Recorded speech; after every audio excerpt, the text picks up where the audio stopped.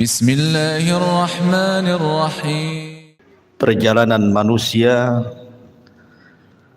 dari sejak lahir, kemudian wafat, kemudian menuju alam akhirat dan segala macam yang terjadi setelah kematian, sampai Allah masukkan kita ke dalam surga, atau na'udzubillah, mungkin sebagian manusia Allah masukkan ke neraka.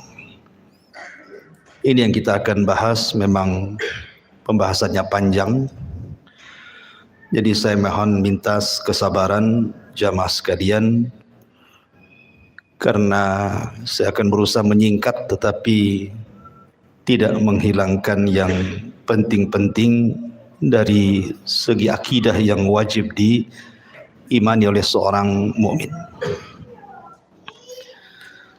Ma'asyiral muslimin yang dimuliakan Allah Subhanahu wa taala. Kita tahu bahwa makhluk yang pertama kali Allah Subhanahu wa taala ciptakan adalah Arsyur Rahman, arsy Allah Subhanahu wa taala. Kemudian setelah itu Allah ciptakan air atau lautan di atas langit. Makanya Rasul mengatakan wa arsyuhu 'alal ma', dan arsy-Nya Allah itu di atas air. Kemudian setelah itu Allah Subhanahu wa taala ciptakan pena, dan Allah Subhanahu wa taala katakan kepada pena atau kolam, uktub kulla syai'in ila yaumil qiyamah, catat segala sesuatu yang akan terjadi sampai kiamat dibangkitkan. Maka kolam pun kemudian mencatat segala sesuatu yang kemudian diletakkan di sebuah papan yang disebut dengan lauh, dan papan tersebut dijaga oleh para malaikat sehingga disebut Lauhil Mahfuz. Maka setelah itu Allah Subhanahu wa taala menciptakan yang lainnya, termasuk menciptakan langit dan bumi dalam 6 hari. Dimulai hari Ahad, Allah ciptakan bumi 2 hari, Ahad dan Senin. Kemudian setelah itu Allah Subhanahu wa taala ciptakan langit hari Selasa dan Rabu. Kemudian Allah Subhanahu wa taala kembali ke bumi, dan Allah ciptakan segala sesuatu yang dihajatkan makhluk yang akan tinggal di bumi, seperti lautannya, hutan-hutannya, binatang-binatangnya, dari hari Kamis ke hari Jumat. Itulah yang disebutkan dalam Al-Quran bahwa Allah menciptakan langit dan bumi itu fi sittati ayyam, pada 6 hari. Makhluk yang berakal pertama yang Allah ciptakan adalah malaikat. Kemudian setelah itu jin. Baru makhluk yang berakal terakhir adalah manusia, dimulai daripada Adam alaihi salatu wassalam. Dan tartib ini berdasarkan sabda Nabi, khuliqatil malaikatu min nur, wa khuliqatil jan min marijim min nar, wa khuliqa lakum wa khuliqa Adam mimma wusifa lakum. Diciptakan malaikat dari cahaya, diciptakan jin dari ujung nyala api, dan diciptakan Adam sebagaimana yang Allah sifatkan kepada kalian. Sepertilah bentuk Adam alaihi salatu wassalam. Tapi tentu penciptaan Adam akan berbeda dengan anak turunannya, karena Adam diciptakan oleh Allah Subhanahu wa taala secara langsung, di mana Allah Subhanahu wa taala perintahkan malakul maut untuk mengambil tanah-tanah dan sifat-sifat tanah yang ada di bumi, kemudian diangkat ke langit dan dibentuk. Setelah dibentuk sedemikian rupa, sehingga Allah katakan laqad khalaqnal insana fi ahsani taqwim, kami ciptakan manusia itu seindah-indahnya bentuk.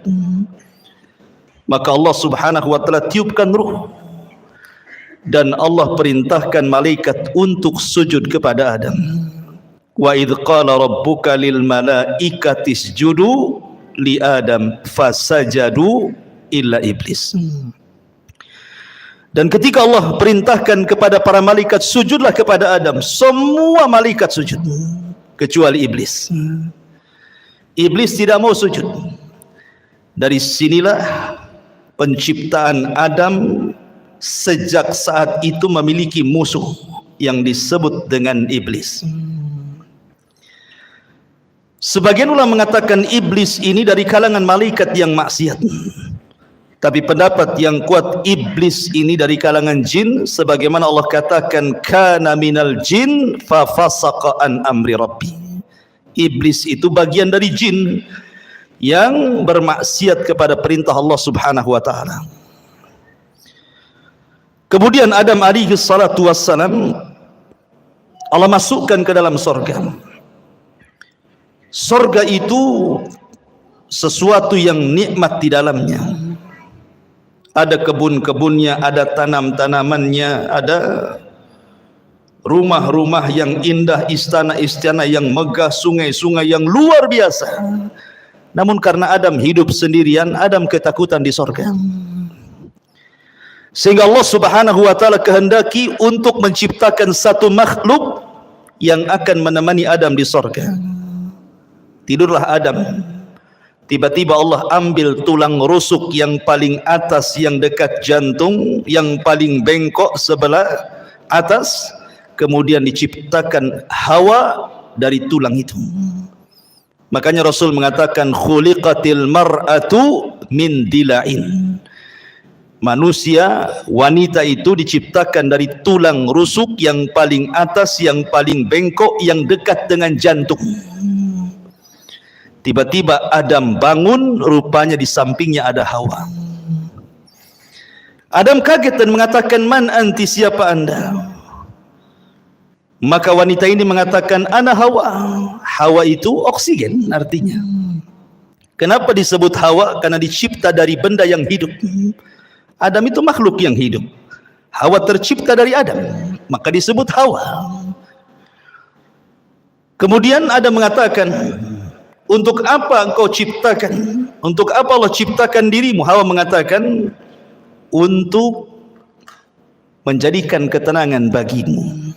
Dari sini Allah katakan, wa min ayatihi an khalaqa lakum min anfusikum azwaja litaskunu ilaiha wa ja'ala bainakum mawaddatan wa rahmah inna fi dzalika laayatin liqaumi yatafakkarun. Kalau dengar ayat ini rasanya ingat waktu kawinnya. Karena ini ayat yang biasa dibaca orang kalau menikah, ya. Khutbah nikahnya mesti baca ayat ini. Wa min ayatihi, dan dari tanda-tanda kebesaran Allah, an khalaqalakum, Allah menciptakan kalian. Min, dari ciptaan ini Allah ciptakan yang lainnya azwaja, menjadi berpasang-pasangan. Untuk apa pasangan diciptakan? Litaskunu ilaiha, supaya memberikan ketenangan. Di mana suami tenang dengan istrinya, istri tenang dengan suaminya. Makanya orang yang tidak pernah menikah nggak akan tenang. Saat tenang-tenangnya pun tidak akan tenang dia. Gimana? Masak-masak sendiri kan itu. Nyuci-nyuci sendiri, gimana bisa tenang? Ya. Nggak akan tenang. Dan ketenangan itu mukjizat dari Allah subhanahu wa ta'ala. Dengan ketenangan itu lahirlah mawaddatan warahmah. Timbul rasa cinta, timbul pula kasih sayang di situ. Padahal sebelumnya tidak saling mengenal. Terkadang main jodoh-jodohan saja tuh. Tapi dari sini Allah ciptakan Hawa untuk Adam, supaya Adam tenang di sorga. Tapi dengan hikmah Allah subhanahu wa ta'ala yang Allah kehendaki, yang sudah dicatat di Lauhil Mahfuz, Adam pun harus melakukan satu maksiat di sorga. Ketika Allah Subhanahu wa taala katakan wala taqraba hadhihi syajarah, jangan dekat-dekat pohon ini. Dekat saja tidak boleh, apalagi makan. Begitu bahasa Quran. Seperti Allah mengatakan wala taqrabu zina, dekat zina saja tidak boleh, apalagi berzina. Karena kalau sudah mendekat pasti melihat, kalau sudah melihat penasaran, kalau penasaran ingin pula mencicipi, akhirnya kemudian memakannya. Ada kisah Israiliyat. Ini kisah Israiliyatnya. Kisah Israiliyat itu tidak mengapa dikisahkan, tapi jangan didustakan, jangan dibenarkan. Makanya Rasul mengatakan hadithu an Bani Israil wala haraj. Tidak mengapa kisahkan Bani Israel kalau itu tidak bertentangan dengan syariat Islam. Adam itu tidak memakan buah sampai habis, tidak. Dia hanya nyicipi sedikit saja. Ketika kemudian sampai di tenggorokan, Adam ingat. Maka keselaklah Adam. Makanya setiap laki-laki pasti ada hulkumnya di sini. Ada yang benjolan di sini kan? Ya, itu karena Adam keselak katanya.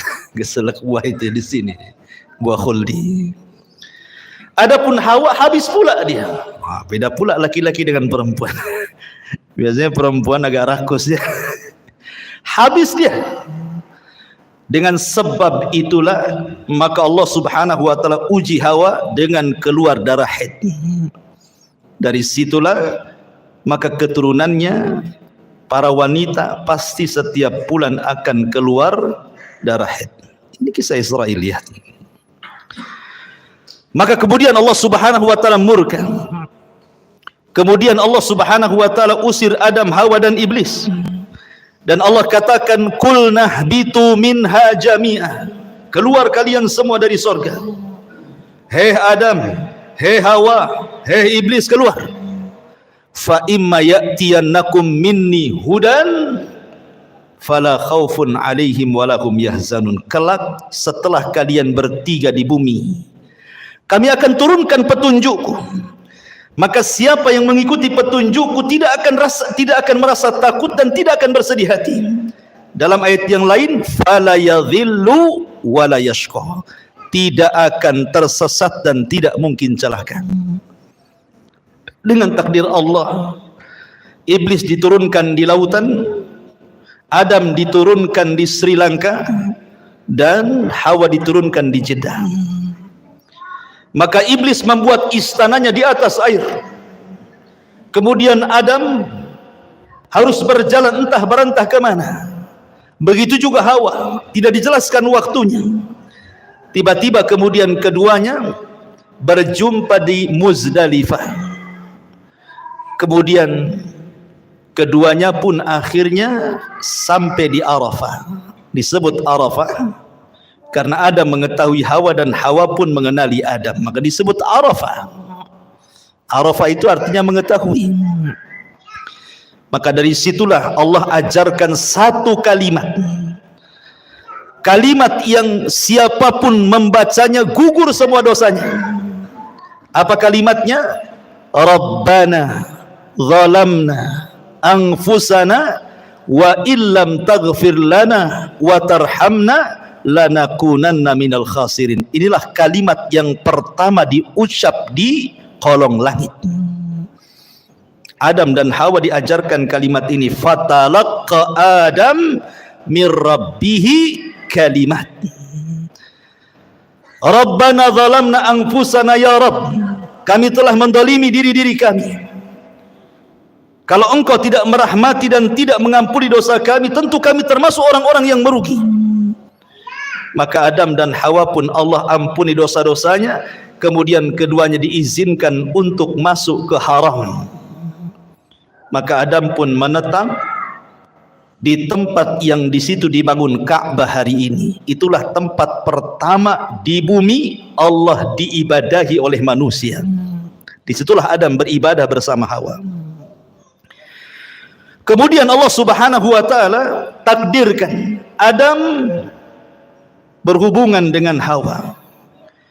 Dari sini anak turunan Adam penciptaannya berbeda. Sebagaimana hadis Abdullah ibn Mas'ud radhiyallahu anhu, ketika Allah Subhanahu wa taala menciptakan manusia, pertama kali Allah pertemukan air sperma, kemudian masuk ke rahim perempuan, maka 40 hari menjadi segumpal nutfah sperma. Kemudian 40 hari berikutnya menjadi segumpal darah.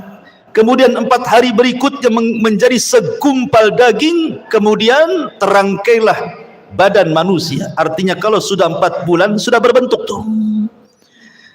Mana kepalanya, mana tangannya, mana badannya, mana kakinya. Di USG pun tahu kelaminnya sekarang.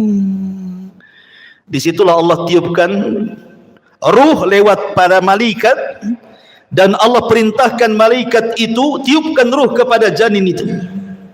Kemudian catat rizkinya, catat amalannya, catat ajalnya, catat su'ul khotimah dan husnul khotimahnya. Maka setelah 9 bulan, maka lahirlah janin tersebut menjadi manusia. Hawa melahirkan 20 kali, dan setiap lahiran selalu kembar, sehingga putra Adam berjumlah 40, 20 laki-laki dan 20 perempuan. Kemudian setelah anak-anak Adam kemudian besar, kita tahu bahwa tujuan diciptakan manusia itu disebut khalifah, karena Allah yang mengatakan inni ja'ilun fil ardi khalifah. Apa sih khalifah itu? Khalifah itu artinya yakhlufu ba'duhu ba'dha. Artinya manusia ini makhluk yang bergenerasi. Meninggal generasi pertama, lahir generasi kedua. Meninggal generasi kedua, lahir generasi ketiga, dan begitu seterusnya. Itu disebut khalifah. Sehingga Adam harus punya keturunan, karena Adam tidak mungkin hidup selamanya. Anak-anaknya pun tidak mungkin hidup selamanya. Makanya Allah syariatkan kepada anak-anak Adam untuk menikah, tetapi dengan cara silang, di mana masing-masing kembaran tidak boleh menikah dengan kembarannya, tetapi disilangkan dengan kembaran orang lain. Maka anak terbesar Qabil dan adiknya Habil diperintah untuk menyilang. Tiba-tiba Qabil terfitnah oleh iblis. Iblis datang kepada Qabil, mewaswasi Qabil, karena selama ini iblis berusaha untuk menggoda Adam dan Hawa. Adam dan Hawa sudah kapok, tidak mungkin digoda lagi, cukuplah godaan terjadi di sorga, sehingga iblis tidak bisa menggoda Adam dan Hawa. Akhirnya yang digoda adalah anak turunannya. Datang kepada Qabil dan mengatakan jangan mau, itu kembarannya si Habil itu jelek, kembaranmu cantik, ngapain kau dapat jelek, bagus dapat yang cantik. Dari sini kita tahu tabiat laki-laki itu suka yang cantik. Kalau perempuan ganteng itu bonus, yang penting kaya, ya kan, cukup gitu ya. Kalau perempuan, kalau laki-laki yang penting cantik walaupun kere. Akhirnya kemudian Qabil menolak, seolah-olah ini putusan bapaknya, bukan putusan Allah. Adam bukan ayah yang diktator. Dia berdoa kepada Allah untuk mencari solusi. Maka Allah Subhanahu wa taala perintahkan keduanya untuk berkurban. Dan Allah katakan watslu alaihim naba abnai adam bil haqq idh qarraba qurbanan fatuqbila min ahadihima wa lam yutaqabbal minal akhar. Ya Muhammad, bacakan kepada mereka tentang kisah 2 putra Adam yang dua-duanya berkorban untuk memperebutkan pasangannya. Allah terima salah satunya dan Allah tolak yang lainnya. Yang ditolak korbannya adalah Qabil, yang diterima korbannya adalah Habil. Qabil marah dan mengatakan la aqtulannak, saya akan bunuh kamu. Karena Habil mewarisi sifat Adam. Dia mengatakan la imbasatta yadaka litaqtulani ma ana bibasiti yadiya ilaika liaqtulaka inni akhafullah. Kalau engkau hendak membunuhku silakan, tapi aku tidak akan membunuhmu karena aku takut kepada Allah Subhanahu wa taala. Betul Qabil berhasil membunuh Habil. Inilah pembunuhan pertama yang disebabkan hasad pertama di alam semesta. Meninggal Habil. Qabil bingung bagaimana cara penyelenggaraan jenazah, karena kan belum pernah ada orang mati saat itu. Baru Habil orang yang pertama kali mati. Mau diapakan jasad ini? Akhirnya kemudian Qabil melihat ada burung gagak yang sedang berkelahi dengan temannya. Kemudian dibunuh salah satunya. Kemudian dengan tangannya dikorek-koreklah tanah itu. Kemudian dimasukkan kawan yang dibunuhnya. Kemudian dipendam lagi. Kata Qabil, duhai kiranya aku bisa mengambil pelajaran dari gagak itu. Akhirnya dia pun menguburkan abangnya Habil seperti menguburkan burung gagak yang membunuh temannya. Singkat cerita, Adam pun sedih, maka Qabil pun mengambil kembarannya kemudian berpisah dari kelompok Adam. Adam di atas perbukitan, Qabil pun membawa pasangannya ke lembah yang ada di bawah. Terjadilah dua kelompok, kelompok atas perbukit dan kelompok bawah di lembah. Maka kemudian Adam pun meninggal, Hawa pun meninggal. Maka wasiat-wasiat Adam terus akhirnya ditanamkan di anak didiknya sampai kepada Allah angkat Nabi kedua setelah Adam, namanya Syith. Syith inilah yang menjaga kabilah Adam. Sementara tidak diutus Nabi kepada kabilah Qabil. Rusaklah Qabil dan semua anak cucunya. Dari sini terjadi antara hak dan yang batil sudah ada. Tapi ingat, belum terjadi kesyirikan di zaman itu. Mereka masih menyembah Allah. Cuman rusak moralnya saja. Qabil dan turunannya moralnya rusak. Tapi Syith dan kaumnya masih mengikuti wasiat Adam. Apalagi Syith diberikan suhuf oleh Allah subhanahu wa ta'ala untuk membimbing umatnya. Singkat cerita, akhirnya Syith meninggal dunia. Kemudian diutus Idris kepada mereka, Nabi setelah Syith. Maka Idris terus berusaha untuk mendakwahi kaumnya dan kaum anak turunan Qabil.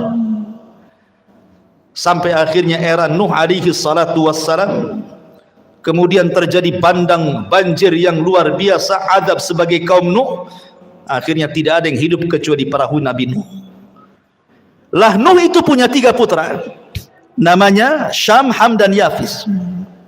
Setelah kapal Nuh kemudian bersandar di bukit Judi Irak. Kemudian 3 putra Nuh ini menyebar ke seantero dunia. Syam melahirkan keturunan Arab. Ham melahirkan orang-orang yang berkulit hitam. Kemudian Yafis ke daratan Afrika, ke daratan Asia, lahirlah kita-kita ini, turunan Yafis. Maka menyebarlah manusia kemana-mana. Kemudian diutus para nabi. 120.000 nabi diutus oleh Allah subhanahu wa ta'ala. 315 rasul Allah utus ke permukaan bumi. Walaupun Al-Quran hanya mencatat 25 nabi dan rasul, 18 nama diantaranya tercantum dalam satu surat, suratul An'am, dan lebihnya tersebar di beberapa ayat di beberapa surat dalam Al-Quran sehingga genap menjadi 25 nabi dan rasul. Itu yang kita kenal. Yang tidak kita kenal banyak, ribuan nabi-nabi yang diutus kepada Bani Israel. Sampai ditutup dengan kerasulan Nabi kita Nabi Muhammad sallallahu alaihi wa ala alihi wasallam. Ma'asyiral muslimin yang dimuliakan Allah subhanahu wa ta'ala. Ketika kemudian Nabi sallallahu alaihi wasallam diutus, artinya sudah tidak ada nabi lagi. Tidak ada rasul lagi. Karena dialah penutup para nabi dan rasul. Di sini kita baru pahami ayat Al-Quran yang pertama kali saya baca tadi, fa imma ya'tiyannakum minni hudan fala khaufun alaihim walahum yahzanun. Siapapun yang mengikuti petunjukku, kata Allah, dia tidak mungkin takut dan tidak mungkin bersedih. Apa makna petunjuk di sini? Makna petunjuk di sini, Allah akan turunkan para nabi. Allah akan turunkan kitab-kitab langit. Kitab langit itu jumlahnya 104.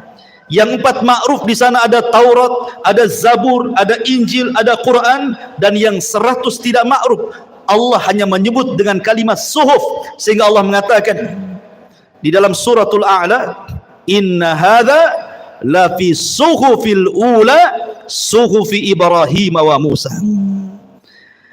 Maka siapapun yang mengikuti petunjuk tidak mungkin tersesat, tidak mungkin celaka di zamannya.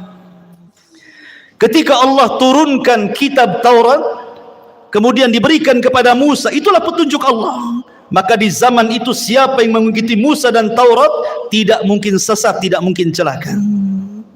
Kemudian datang era Zabur dan Daud. Maka siapapun yang mengikuti Zabur dan juga Daud di zamannya, maka mereka tidak mungkin sesat dan celaka.